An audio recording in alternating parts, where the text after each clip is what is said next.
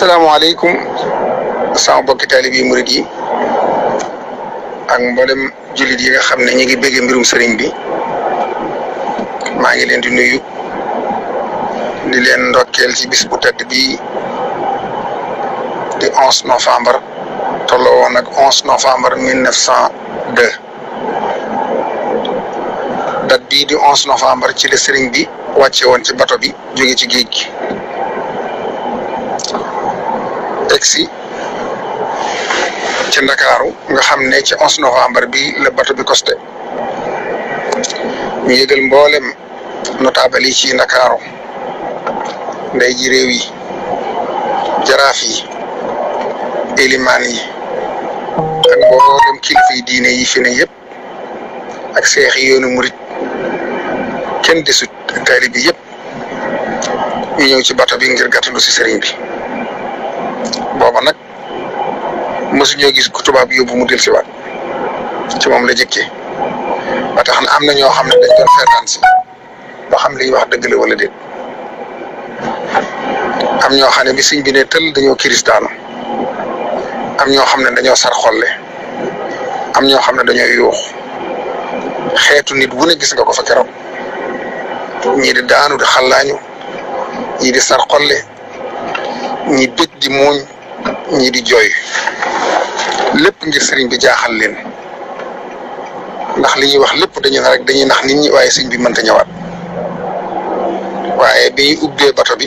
tubaab bi njëkk a génn dañ ne ana Sidil Mokhtar saxante ne maa ngi ni ñëw wuy sëriñ bi kon mel na ne tubaab bi ñoo doonoon bëgg néegam mu dugg nas kii si ñu woo Cheikh Ibra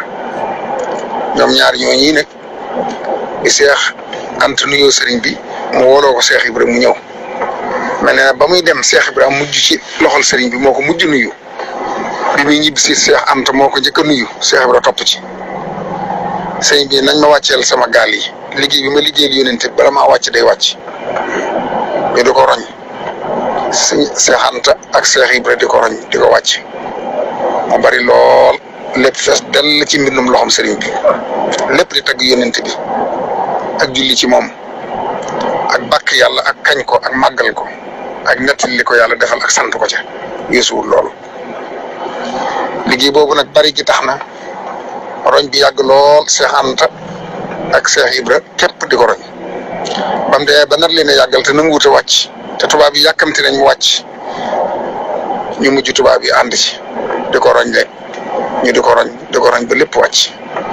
maam Cheikh ak maam Cheikh Ibra ñoom ñëpp ñëw ne ko lépp wàcc na fi suuf dara desatut mu ne kon bismillah bi mu ne tëll ba ñëpp gisandoo ko nag ci la loolu yi xew ñii di jooy ñii di sar xolle ñii di yooxu ba mu nuyoo nit ñëpp nag ba mu dal mu ne asalaamaaleykum ñëpp ne waaleykum salaam mbooloo mi riir ba dal mu yëkkati loxoom bu tedd ba loxoom day joram ba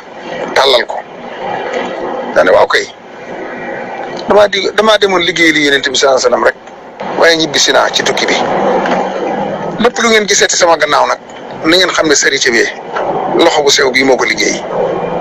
kon nag bis bii bis bu ñu war a fàttaliku la xam ne lu nu am sëriñ bi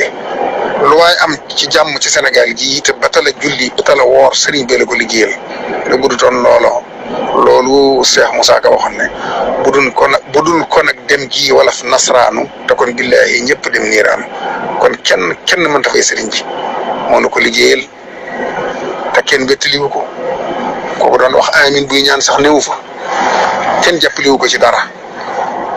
mën na ca liggéey ko ba mu sell teg ko ci sunuy loxo ñu di ko jëriñoo